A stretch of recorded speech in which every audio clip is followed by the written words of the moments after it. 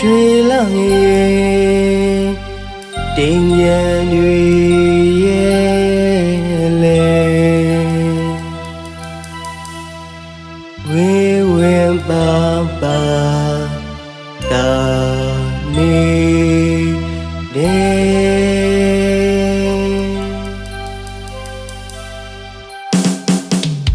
ယောတာ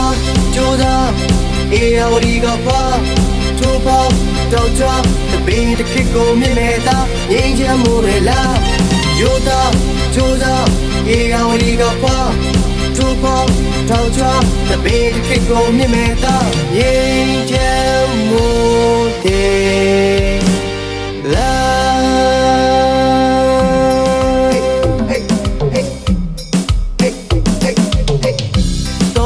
ရွှေလာရဲ့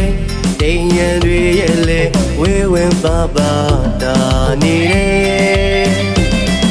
တပင်းတော်စီမြင့်ဝဲ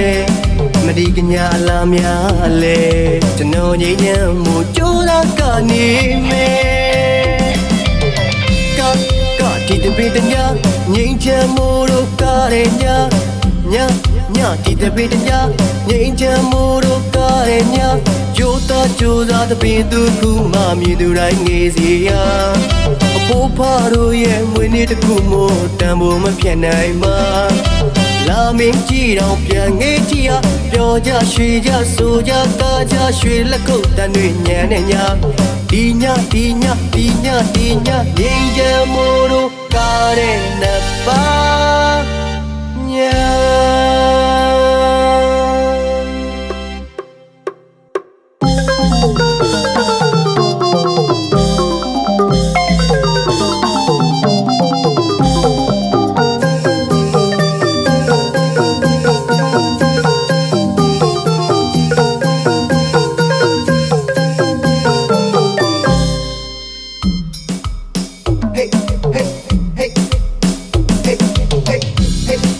ရွှေလာရဲ့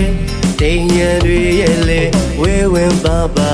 တာနေတယ်တပင်းတော်စီမြင့်ဝဲမဒီကညာအလားများလေကျွန်တော်ငြိမ်းချမ်းမှုကြိုးစားကနေမယ်ကဒီတပင်းတညာ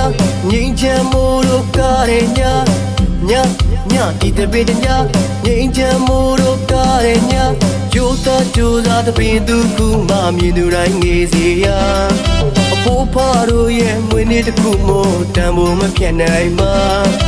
လာမင်းကြည့်တော့ပြန်ငေးကြည့်ရပြောကြရွှေကြဆိုကြကားကြရွှေလက်ကုပ်တန်တွေညံနေညဒီညငြိမ်းချမ်းမို့တို့ကားတဲ့နှစ်ပါးည